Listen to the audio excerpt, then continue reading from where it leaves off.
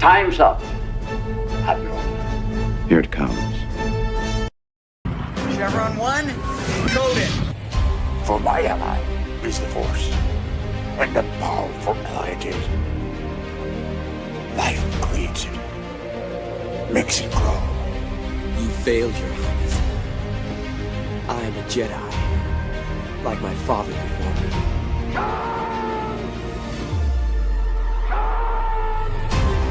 Cry havoc, and let's set the tongues of war. Chevron 2, encoded. Conan, what is best in life? Crush your enemies, see them driven before you, and hear the lamentation of their women. It's all in the reflexes. Paul also said you're heavy into martial arts, Tai Chi and all that killer stuff. I suppose we have to register you as a lethal weapon. Chevron 3, encoded. And somebody ought to belt you in the mouth. But I won't. The hell I will. Chevron 4, encoded. Do you expect me to talk? No, Mr. Bond, I expect you to die. Chevron 5, encoded. You take the blue pill. The story ends. You wake up in your bed and believe whatever you want to. You take the red pill. You stay in Wonderland. And I show you how deep the rabbit hole goes. Chevron 6, encoded. Not for while you can, monk boy. Great Scott. Back off, man. I'm a scientist. You shall not pass! I thought I'd die fighting side by side with an elf. What about side by side with a friend? A day may come when the courage of men fails, when we forsake our friends and break all bonds of fellowship. But it is not this day.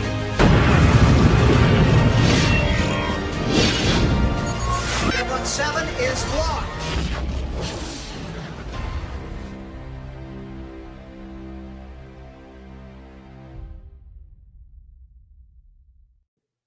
Hail and howdy, everybody. Welcome. Saturday Night Drive-In, where we watch and discuss movies. Most of the time, we get to choose them ourselves, but tonight is special. This is second quarter chat choice movie, where you, the chat, suggested movies and then selected them in the poll.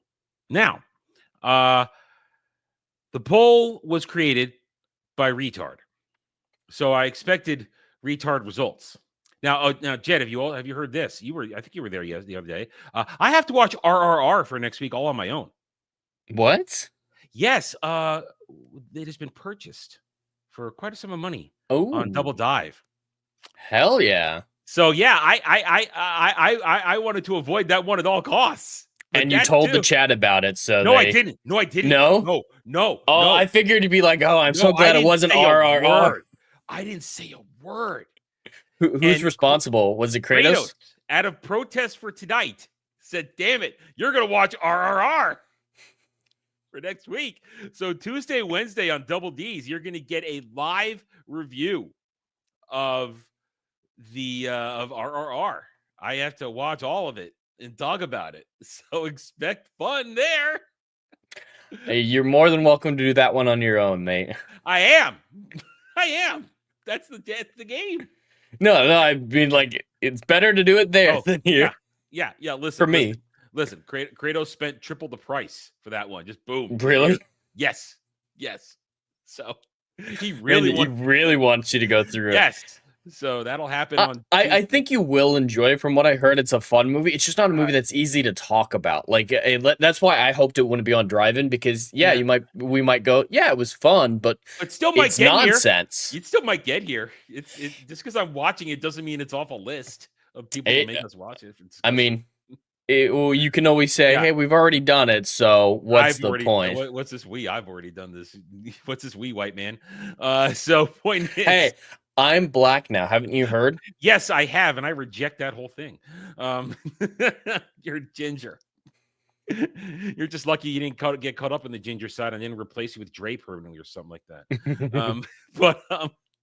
Yeah, so I will be doing RRR next week. But tonight we've got the Disney 70s slop that is the Apple Dumpling Gang. Can you sense the excitement that I lack in this? But otherwise, how are you, Jed? I'm good. I usually enjoy these streams. It's nice to talk about something that isn't new and crap. So Yeah. it expands my cinephile palette, we'll say. Mm. It's good education. And I don't have a whole lot of experience with live action 70s Disney. I believe the computer who wore tennis shoes was Kurt Russell. Was that 60s That's or 70s? 60s. That was 60s. 60s Disney, and that's part of my conversation tonight. 60s live action Disney and 70s live action Disney are two entirely different creatures. Okay, so most of my positive memories are probably about 60s live action Disney then. Yeah. Kurt Russell, Haley Mills, real acting talent born out of the original Disney live action stuff. That is an era of true classic. What we got here, we're going to talk about tonight. There's a reason nobody talks about 70s Disney. Well, when did Walt stop being involved in that side of things? I don't know. I don't think he was, because he was still around with Kurt Russell's era because he was the heir apparent. And that's the old story that Walt wanted Kurt to take over one day, which I would love to have seen. Disney would, but was he out by the 70s? Would that have been a distinct transition? Hang on. Let me check when Walt Disney died. Let me see. Did he retire before he died? Death. He died in 66. Okay.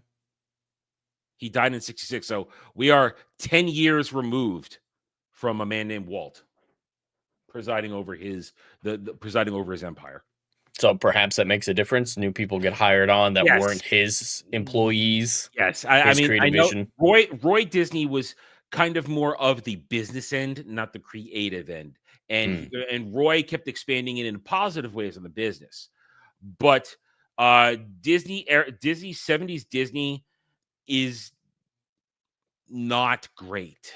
And is it 70s or 80s animated Disney that made the Renaissance necessary? It was 80s Disney animation that made the Renaissance necessary. Okay. That much animation in the 70s, a little bit here and there, but nothing of super note. It was 80s that really wasn't. Listen, the 80s Disney animation isn't horrible. It's just not stellar in many ways. And it wasn't until Eisner in late 80s said, okay, the company's dying. Let's do something different. And they brought upon Renaissance Disney, which saved the entire company at the time. That's a discussion for a different time. So we need a new Eisner? That's what you're saying? Oh, we've needed a new Eisner for 20 years. A new Renaissance? Yeah, but they ain't going to get it. That cancer is poisoned down to the roots. Anyway, we're here to talk about this stuff. And yes, I will point out that this is a result of our good friend and loyal moderator, Legatus. This was his choice on the list. And just so you know, Legatus, Dermy chose this at random when he made the list. He just pointed and said this one when it made the list. And all 20 of you that voted this time around resulted in this. So here we are. The Apple Dumpling Gang, 1975, I believe, is the date attached to this, starring Bill Bixby, Don Knotts, several other notable actors and actresses of the time, and 3 completely uninteresting children. Completely uninteresting young actors in these roles. Listen, I saw this movie, of course, way back in my young when days. It came out? No, I'm not that old. A thing called the Disney Channel was created, and they would, of course, eventually air their movies. So that's, of course, where I would see this one day. And I watched it at least a couple times in my youth on the Disney Channel, because you would leave the Disney Channel on because it was nice, safe, and comfortable.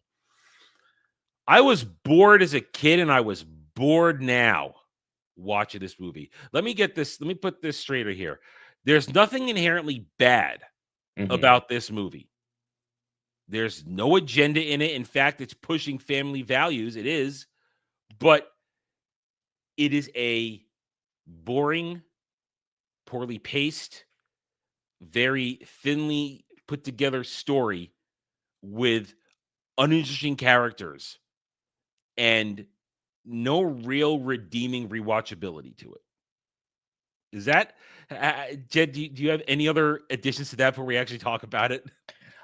No additions. I actually agree 100%. I don't consider this a bad movie. I just question why it needs to exist. Like you said, the family values are sound. There's not a whole lot that like directly contradicts itself in the plot, so it's a tight script, just a pointless one. I found it difficult to get invested in any of the characters, and with the tonal shifts between slapstick and serious drama were a whiplash to me. So it's going to be difficult to rate this one because it's not one that I can, rage about. It's not. I've already scored it. I don't even know what I'm going to do in the end because, like, it's not a bad movie. I just don't see the point of it, and I don't see any enjoyment out of it. And Legatas, I love you, man. I love you day one. It's not fun. It's not fun. It was very boring. It's an hour, 40-minute drag. They could have cut 30 minutes out of this movie, and it would have made a lot more sense and a lot tighter. I mean, either cut out Amos and Theodore or make them the entire movie. Yeah, I mean, for our bungling villains, they're barely in it when you think about it. They appear, and they're not even villains. It's what's his bucket? The other outlaw who's really the villain in the final sequence. Again with an last name began with an S. I don't remember. Those guys are barely in it either. It essentially, you get the opening where Bill Bixby, and I got to say this, I have never liked Bill Bixby as an actor. I think he is one of the dullest men in acting in existence. The Incredible Hulk TV show, I despise that show with every ounce of its existence. No one ever remembers that he's in it. Everyone just remembers Lou Ferrigno. Because he's David Banner. He's not even Bruce Banner. He's David Banner. He's David Banner? They made up David Banner for this. Why? Thing. I don't know. I don't know why. I never know why. All I know is like David Banner. And anyway. So we're quite desperate to talk about anything else. Like if he doesn't keep railing himself back, we could have gone a rabbit hole about the Incredible Hulk. I would have complained for 10 minutes about the Incredible TV show. I guarantee. I'll complain 10 minutes about that show. I hate that show. I always That's what I mean. With this movie, like I have no emotional investment into it, so I don't even care to negatively break it down like I have other films like The Golden Child and whatnot. Oh. Just gotta get that in there. No, it's just a reference to a movie that I really didn't like, but I had thoughts about it. This one, I don't have thoughts. My thoughts are this: we get Bill Bixby's character rolls into town. He almost gets accosted by our bumbling duo, and then here come the kids on the train on the wagon train with our romantic interest for Bill Bixby. And you get the kids with their one-note personalities. The little girl likes to pee everywhere. Yep. One boy don't like to be touched. Sometimes. It's forgotten about a couple times. By the third act, that's gone. And then the other one's just doing the best to look out for his siblings. And does a very poor job about it. Yeah, and be positive. Because, he's the one who unbreaks the minecart. That was his fault. And they're going to arrive in town, and Bill Bixby lost in cards and got a loan from a dude he knew who already chicaneried him in another town, who's going to flit off to San Francisco and dump the kids on his hands because the kids have inherited what apparently a played-out mine. And then you've got... Now, this is the thing I don't buy with the movie. Yes, the mine is dry, but land still has value. It still owns the land on top of the mine. That whole area will still belong to them. So could the land be converted into something else? Of course, it's not at the same value as if it were an active gold mine, but it's still... There's enough financial value that a broke asshole like the guy who's supposed to be taking care of the kids would be like, hey, I can sell the land, get a little bit of profit. It's something from nothing. It's enough. Oh, come on. There is zero reason to think she's a diabetic. She's just a little girl with a tiny bladder. Stop it. And what would that add to the film if she were diabetic? Here's the thing. Little girls and little boys at that age need to pee all the time. That's a truth in life. Having been a little boy who needed to pee all the time, it's always, do you have to go to the bathroom before we get in the car? Yes. 20 minutes later, after they pee in the car, I got to pee. That's just a little kid. That's a little kid shtick. and they played it out to boredom. I gotta go. Yes, we get it. You have to go. You're not a particularly talented or charming or cute little girl actress. This has already worn thin on me. And I say there were a couple cute things or cute scenes, but it just wasn't enough. And you'll understand my statement of this in a minute when we give the wrap up towards the end here. So yeah, and it's a bad running gag, Legatus. It's a bad running gag that isn't amusing in the beginning. Then so they get into town. Bill Bixby quickly gets saddled with these kids, and the colonel from MASH doesn't really like it that he doesn't want to take care of them, so he makes sure he's going to take care of them. Which it's so unreasonable to expect him to take care of these kids. Like, everyone in this film is so unreasonable that they're not likable. It's so cartoonish without being a cartoon. There's no Disney live action movies from the 60s into this era. They always have a certain level of I wouldn't want to say fantasy, but lightheartedness to them. They realize, okay, this isn't a real thing or real type of situation, but there's always a level of groundedness. And I'll show you a couple of my examples when we go further in, where that lightfulness is paired with both quality acting, quality story, and a quality production value. The production value of this movie is very low.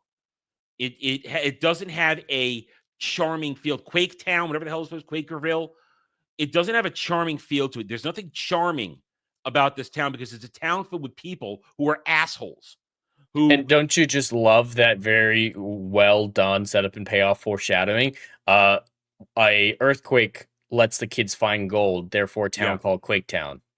Yeah, because the quake is built on a fault line. The town's built on a fault line, and nobody wants to live there. And and everything else is played out. I don't think you needed that much setup and payoff for such a small event. Yeah, and so you have a town full of assholes who don't want to take care of these kids until, like you said, they wander off to play in the mine because they think if we look around, we'll find all the gold Daddy said was there. And there's an earthquake that reveals a giant gold nugget. And that's Act 2 of the movie, where now everybody wants to claim the kids, but now Bill Bixby has grown a heart of gold, and the only way he can take care of these kids without getting his own way of getting out of there to open his own saloon in New Orleans is if he fake marries the stagecoach driver, the daughter of the owner of the stagecoach driver, who I call Butch Mon Mothma. Yeah, I believe her name is Dusty or Matilda, or whatever the Marigold, whatever her real name was. And she, I don't think is likable because of the way that she is angry. She's a bitch. She's a bitch through the whole thing. But even in her first scene, she's like, "What? You didn't know there were kids, and you're surprised by this? You're such a bad man." And then the whole fight, she's so irrational that after the fight with the beds, I would say you are not equipped to take care of kids. I don't think that you're stable. Like, if you go to that big of a extreme because you hear someone buys a bed, you need to be locked up in a rubber room. Well, she thinks he's gonna require to take his marital needs. Well, there were so many ways that there were so many reasonable explanations, like the one for instantly. the kid. Or he saw her pining after the bed a little bit, and it's like, yeah, it's a pretty bed. Maybe he bought it as a gift, to saying, "Hey, thank you for taking care of the kids. This is my way of saying thank you." I'm gonna say Bill Bixby's character did nothing wrong this entire movie. No, he did nothing wrong. He just got saddled with some bullshit, and he behaved as good as he can. He didn't ditch the kids. He didn't throw them away. He tried, and in the end, he stepped up. But it's just watered down by constant gags and meandering set piece storylines that appear and evaporate. And you get alluded to the fact that you got the two bumbling duo who are harmless and their bases in the mine, and then they want the nugget that everybody wants. They're going to try and steal it. And then the real bad guys show up, and then there's a shootout. And this is another example. The movie can't decide what it is. We've got the serious drama with the kids and Bill Bixby. You've got the slapstick comedy that is just doesn't belong in live action with the Amos and Theodore. And then you have the grounded badass action scene at the end. Like there's so little consistency in tone as much as contact that it's just so hard to get invested in anything. And again, And- we're arguing with the goddess. It's his movie. He has every right to argue with us about this. It was his choice. But comedy has to be funny. None of this is funny. Yeah, none of this. All the setup and payoff for the comedic gags are lame. They're not entertaining. Not even to a 5-year-old which I was when I watched this. I don't see how much of this could be funny. I could see a kid thinking Amos and Theater were funny, but nothing. Well, Don Knotts is annoying as freaking hell. Yeah. I've never liked saying that a comedy doesn't have to make sense. Yes, it has to be funny, and that can override all of it, but it's still not going to end up being a good movie. Like Deadpool and Wolverine, I consider a funny movie, and I enjoyed the hell out of it. I don't consider it a good movie, though, because it's nonsense. But it's fun slop. Yeah, it's fun slop. Yeah. So just saying comedy, it can have a script that doesn't work. I don't agree with that perspective. Here's the problem. This is not a good cast. You need comedians to pull off a cast of this. Yes, is the guy who plays Amos, is he a comedian? Yes, he was a real comedian. He did time, I believe, on Laugh-In and all that kind of stuff. But he's the deadpan comedian. He doesn't make jokes. And Don Knotts has done funny stuff this one, but he's not funny. He needs other people to make him amusing. The rest of this cast, none of them are funny. Bill Bixby is a dramatic actor. The chick who plays Dusty is not good. The kids are not unique and funny. And here's my major point to make about this. We mentioned 60s Disney, where Walt was still there. 50s, 60s Disney, where he was in control and actually creating a talent farm. Go back to there and look at the talent that was there. Kurt Russell, the one of the original child actors of that era. That was massive talent. Kurt Russell did funny, did serious throughout that time. Went from being like 5 to a teenager in all those movies. Incredible. Haley Mills, Parent Trap, Pollyanna, mega talent. At one point, they had Jodie Foster playing opposite of David Niven in a movie. It's about a treasure hunt movie, searching for stuff, and it ends with like David Niven at the end having a duel with a guy. He's got an umbrella and the guy's got a sword. We're talking, that's a powerhouse actor across from Jodie Foster, who, despite what you may think of her life, is a good actress and was a good child actress too. There's a lot of talent in old school 60s live action Disney. Mm-hmm. These kids in this movie, I don't know who they are. I don't know where they went. I don't know what they did. What was the budget of the movie? It feels like they had $10 and they spent it all on Bill Bixby. He was the biggest name. And aside from the Colonel from MASH, he was the biggest name in this. And Don Knotts, too. Don Knotts and Tim Conway. They were the big names of this movie, but these are not guys who carry headlines. Listen, Don Knotts and Tim Conway, they're supporting actors. They played the bigger guys. Don Knotts made a career being Andy Griffith's supporting guy. And the guy Colonel from MASH, yes, he's a side character in everything else he does. He is not the star. Bill Bixby was the star, and Bill Bixby is not a comic. He's a serious dramatic actor. So there was no comedian in this movie to make it really, really funny, to make you laugh out loud. And the writing and directing, it is all one-dimensional. There's no multi-dimension to any of these characters in any of this. They all do this. So they have their single personality trait, and that's it. Yeah. So it's like we said, it's not a bad movie. There's just nothing to talk about, especially if you didn't find it fun.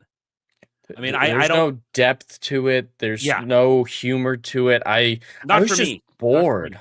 I was bored. As I said, I saw this when I was a kid. I was bored as a kid, and I'm bored as an adult. And so it's a movie of its time, where the mid 70s, let's be honest, until you reach 77 and Star Wars and The Godfather and Star Trek the Motion Picture and all that and stuff like that, the 70s is kind of boring when it comes to film and television. The early half was, and then the last half you have Alien, Star Wars, Star Trek. Alien 2. Suddenly there's a shift. And I mean, Star Wars changes cinema forever. And then you've got Alien. I forgot about Alien. Of course, you would remember that. But like then you got Star Wars Picture and you got Godfather, one of the greatest dramatic movies of all time. So there, Patton too. Patton. You had Patton at the end of the decade. Patton.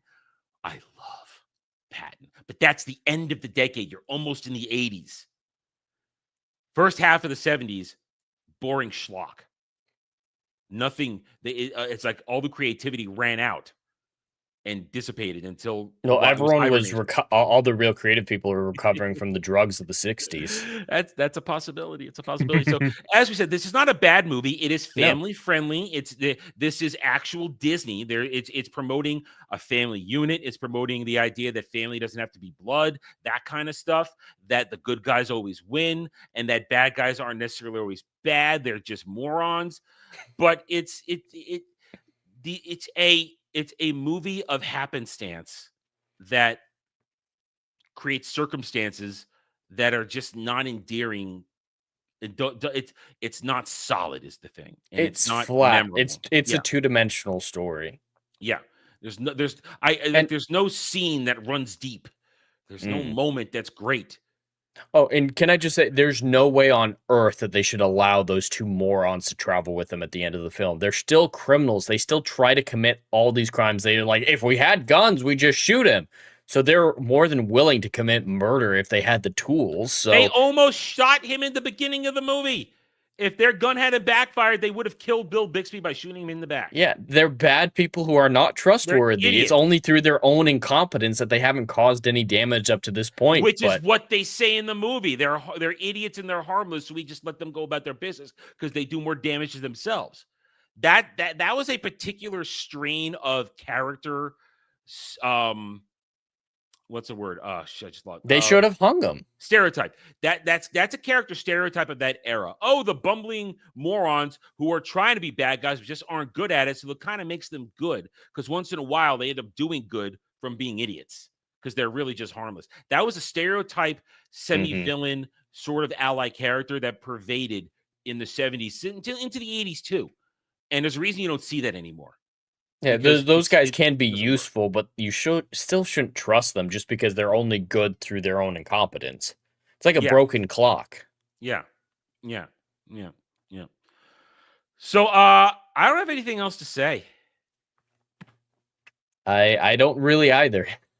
I mean, we were highly critical, but I've been thinking about this for days because I watched this several days ago. How I was going to approach this? Well, my approach was lay it out and compare it to 60s Disney live action movies, which were solid. With 60s, you had, like I said, Parent Trap, Pollyanna, Bedknobs and Broomsticks. Oh, that's a great one. All the Kurt Russell movies. Those are all, and even the kids in Bedknobs and Broomsticks.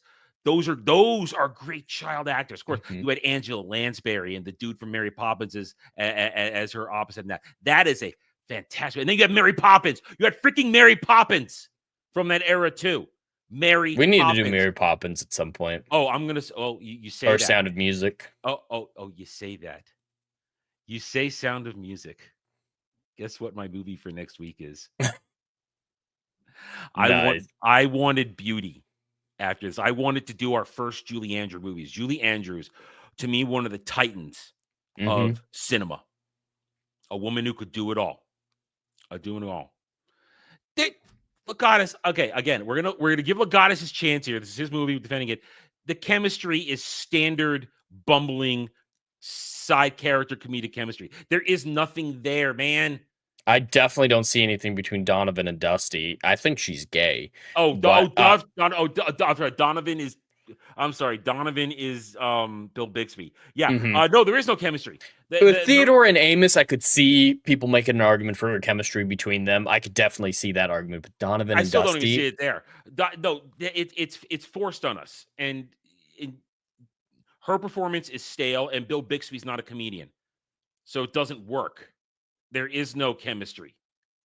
She's entirely unlikable from her first scene where she's acting like he's an evil person for being confused and blindsided by the situation to the bed scene, which I think makes her look like a psychopath.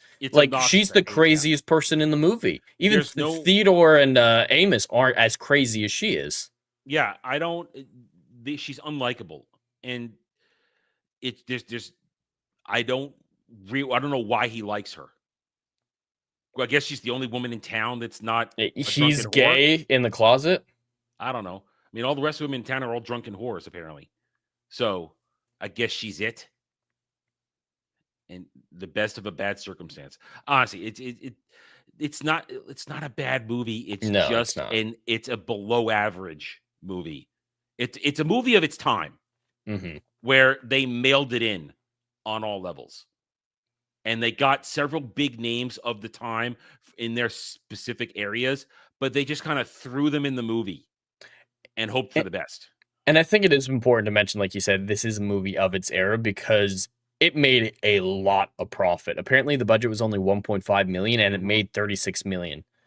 That's a lot of profit. Well, people went to the movies. I mean, that is the sign of the power of Disney's brand at the time.